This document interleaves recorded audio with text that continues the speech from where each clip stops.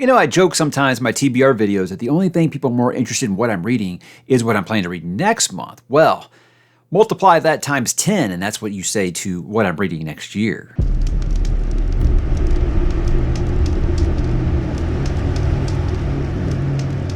Hey, what's up, bookworms? Mike back today to kind of start the season of looking ahead to 2025 with some standalones and some palate cleansers as epic fantasy readers. We get involved with these giant, massive series. They're 7-8 books long, 900 pages a pop. Sometimes you need something to kind of clear the cache a little bit and kind of take things easy. So I started doing this a few years back when I began my Malazan read, which I still haven't finished. Excuse me.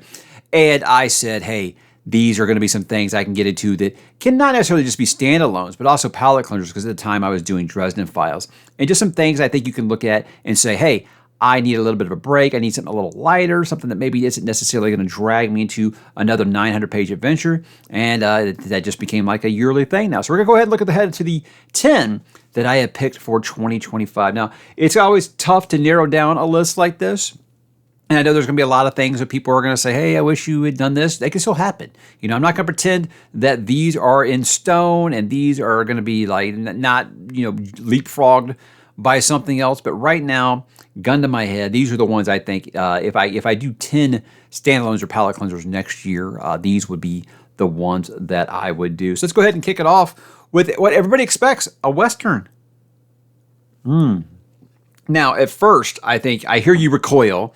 But if you follow the channel at all, you know how much I love Lonesome Dove and how much I love Streets of Laredo. So it only makes sense that I'm going to continue with Larry McMurtry's magnum opus of the Lonesome Dove series. And this is going to be Dead Man's Walk. It's going to be the first one that's actually a prequel. So we're getting to see Gus and young Call and all them again when they were young and Texas Rangers. That sounds exciting. I love that, just to see those characters I love again and see them back in their prime and see what they were like in their heyday. It's very exciting for me. So usually in most cases, I'm like, I don't know if I want to go back and do a prequel because you know that the characters are safe. That's not why I read Lonesome Dove stories. I don't read Lonesome Dove stories to be like, oh, well, don't kill off my favorite character. You usually it's like it's the Old West in America. It's probably going to happen. But with this, I don't think that's really why I read Larry McMurtry. I read it because his character work is just second to none. I seriously have said, I've read 2 of his books. I put him at least on par, if not better, than Stephen King, who I think is the best character writer of all time. So after how much I love Streets of Laredo and you thought it had impossible shoes to fill under Lonesome Dove, there was no doubt I was going to be going back to this, and I cannot wait because Larry is the way. Next up, a little bit of horror here. Now, this is one that I actually just talked about recently when I talked about my next 10 horror books. But this is one I said I want to get to it a little early. This is going to be Blackmouth by Ronald Malfi. And the reason I picked this one, because I get so many people that always tell me, oh, Mike, you should check out this book. It makes me think of this by Stephen King. It makes me think of this by Stephen King. It makes me think, oh, you like this. But the one that I always get was, oh, this is a lot like It. And I'm like, now, It is my favorite Stephen King book. So you're setting the bar a little high. But of all the ones I've been recommended, reading the description for this one, this sounds like it could be Ronald Malfi's hat tip to Stephen King's It. And it sounds like it's got really good feedback from not just Stephen King fans, but horror fans in general that say that they feel like this is the formula that's right, where they're young, and then it goes to the time when they're adults and they get back together with these young friends and they're trying to overcome some great evil. I assume that's what it is. But it sounds like it is going to be tapping that vein of that I love. You got your coming-of-age story, but you've also got your nostalgia part because you're dealing with them as adults and remembering things. But not all coming-of-age stories are good. Not all those memories, those childhood memories can be good ones, right? And I think that sometimes they can be horrific, and you go back into that past, and things can get really, really, really scary. And I'm looking forward to it. I really enjoyed Come With Me, but I'm looking forward to seeing Ronald Malfi stick his feet a little bit more into some supernatural horror because I think he's got the chops for it. It's just, how far does he want to go? Because Come With Me was pretty grounded there, I think, until like the last 10 pages. The Stress of Her Regard by Tim Powers. Now, this is one I don't really know very much about. I'm good friends with Christopher Rocchio. He's the author of the Sun Eater series. He has been begging me to read Tim Powers for like 5 years now. So much so that he actually bought and sent this book to me. So I said, okay, I'll finally try. He had been pushing Anubis Gates, but when he was actually in town and I did the moderation for his panel here in Houston, he actually did find The Stress of Her Regard and said that was the one that he wanted me to read. So I'll be picking that up next year. And I don't really know much about it. I just know that he's Paul Heyman. He is the hype man for all things Tim Powers. He is just, the best of the best of the best. You've got to check this out. So we will find out how I feel about Tim Powers. I don't know anything about Stress of Her Regard, But if Christopher really highly recommends it, I'm sure the guy is probably a really, really great writer. And I'm looking forward to checking out a new author, because it's always fun when you get into a new author, as will be Barbara Kingsolver. Is that how you say it? The most recommended standalone book I get, guys, is Demon Copperhead.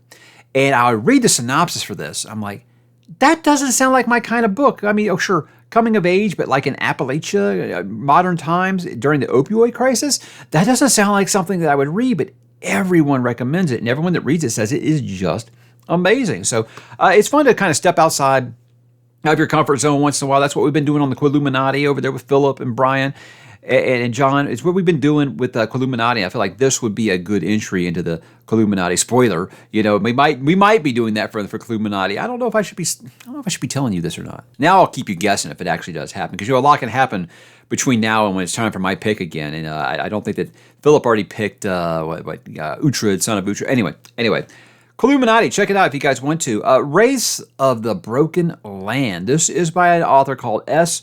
Craig Zahler. Now, what this is Western horror. And what I said was I loved Bone Tomahawk, the movie. Now, I love Kurt Russell, so it was going to be a win for me anyway. But Western horror was a genre I didn't know that I needed until I saw the movie Bone Tomahawk. I was like, that is bloody brilliant. Crazy thing I found out is that S. Craig Zahler wrote and directed Bone Tomahawk. So this book, Race of a Broken Land, was highly recommended to me when I realized that he was the one who made Bone Tomahawk. I said, well, that sounds like a winner for me, because Western horror, it's what I wanted from Little Heaven. And it wasn't quite what Little Heaven was, but I liked Little Heaven by Nick Cutter. But this sounds exactly what I am looking for. Don't know much about it. It's Western, old Wild West, and it's got some horror stuff in it. And again, that author has proven him, or sorry, that writer has proven himself to me. I'm pretty sure his written book is going to be just as good, and I'm excited to figure that one out, because I'm always looking for these new horror authors and tapping into kind of a subgenre of horror that I haven't really gotten that much deep into. But man, I just love these little mashups. They're doing medieval horror, Western horror. It just never gets old for me, and I'm excited to kind of just dive into some new versions of horror. And going out west sounds like a good time. One that I put off for a long time is solely because the first book in the series is probably my second favorite sci-fi book of all time. I'm talking about Ender's Game. And I've never read anything past Ender's Game because it's just so good. I've always heard such mixed things about the sequels. So I don't want to get into them because I don't want to kind of taint that legacy, But then I started thinking, I was like, I don't know. A lot of people said mixed things about the Dune sequels, and I like those for the most part, at least the first few. This is going to be the year that it happens, guys. Speaker for the Dead, Ender's Saga, book number 2. And I've heard these are kind of standalone-ish in nature, that where you can kind of stop and go when you want to. So that's why I don't mind picking up a book in a series here for palate cleansers, even though it's a big sci-fi epic. But, I don't feel like these books are terribly long. I flew through Ender's Game in like 3 days. I feel like this is going to be one of those that I could probably do the same for. But I'll be interested to see where I fall on it, because there's so many mixed reactions to Speaker of the Dead. A lot of people say they're just that the sequel books are just really depressing. That's okay. I'm a grimdark fan. That doesn't really bother me.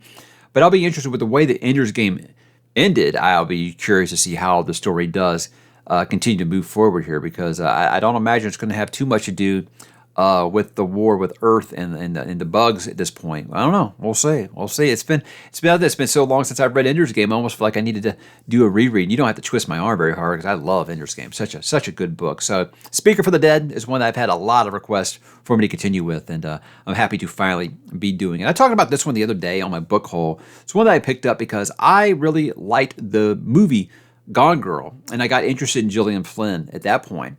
But I didn't want to start reading her with a movie I just watched. So I said, how about Sharp Objects? That's the one that I picked here. That was the one that came the most highly recommended. I like to get a good thriller in there once in a while. Usually Blake Crouch would fill this void, but I'm pretty much almost current on Blake Crouch at this point. So I was like, okay, I got to get first I got to get some more Blake Crouch. And Blake, you got to write faster. But I said, how about just check out a new thriller author this year? And I think that's going to be Gillian Flynn, because I really like Gone Girl, and I'm curious to see how something else by her does fall. And I've heard pretty good things about Sharp Objects. And I didn't even know it was an adaptation on HBO for this show. I had no idea that there was another adaptation for this.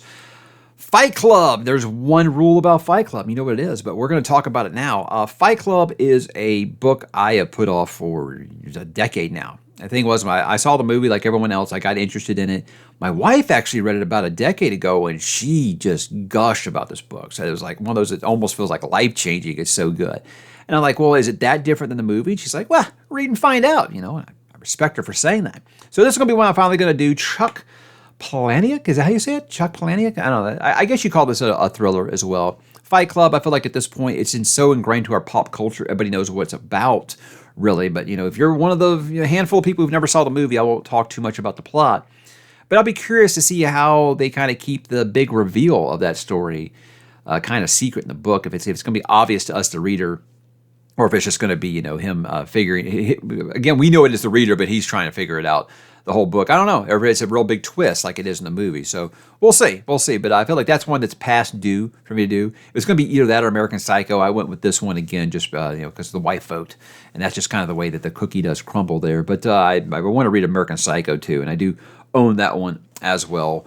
The most recommended I don't even say it's a standalone because it is a series now, but just people are like, you can only read the first book and be fine. The most recommended one I get, and I was hesitant, big time hesitant for this because, guys, I did not like Cradle. And that's a progression fantasy or, you know, your tabletop fantasy. Hey, your D&D game you're going to write into a fantasy book. It's not really my thing, but people would not shut up about Dungeon Crawler Carl. So I'm finally going to do it, guys. I'm finally going to do it. Now, before you say, guys, don't audiobook. And that's the thing. Is everybody's like, oh, you got to listen to it on audiobook. It's not as fun if you read it. Sorry, guys. That's what I do here. I read books, you know. So I'm sure the audio is great. Just like I tell everybody who carries on about Dresden Files, I'm glad that that's the way you like to indulge yourself with that story. But with this, I'm going to read it. Hopefully, it is as fun as the audiobook is apparently. But this is just, I mean, everyone has recommended this book to me. And, you know, then I'll have the people who are like, oh, I don't think you're going to like it. You know, I'll have that handful, but everyone is recommended this to me. So at this point, it's like, look, if I had to choose between this and Legends and Lattes, it was going to be this. You know, this is going to be more, I think, because I like just some fun, not take itself too seriously fantasy.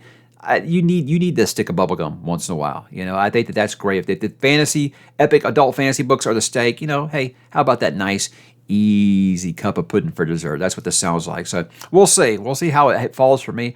It could go either way. I have no idea how it could go, but I am going to give it a shot just because, again, I can't resist you guys just recommending something to me so much. I'm like, okay, fine. I'm going to see what I do think about it. I mean, that's how you guys got me to read One Piece, for God's sakes. You just keep on pestering me. Squeaky wheel does get the grease here. Last one here, and it's a big one. This is one that doesn't really sound like a palate cleanser, but it is a standalone, so I counted it. I'm going to check out Janny Wirtz for the first time because Janny is one of the nicest people that I have experienced in this community.